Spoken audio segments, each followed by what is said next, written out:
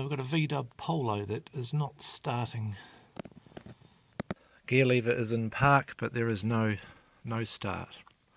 This particular model has a safety switch underneath the gear lever, which we are going to get to, and that is the culprit. Just under the knob there's a I think it's a 3mm grub screw. Undo that and pull off the gear knob.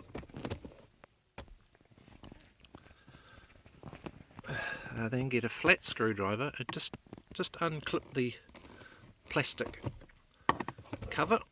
It's best to put the I'll have to turn the key on, but put the gear lever back to neutral or in the middle somewhere. Lift off the whole plastic cover with a slight bit of force to get to the switch.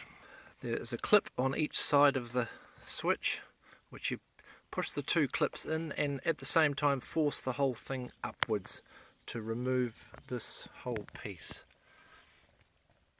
And in there is the problem. The contacts wear out and they are no longer in use.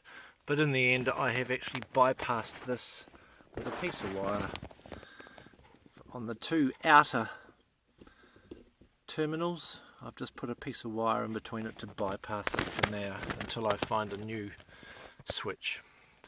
What this switch does is it stops you starting the car when you've got your finger on the knob of the gear lever.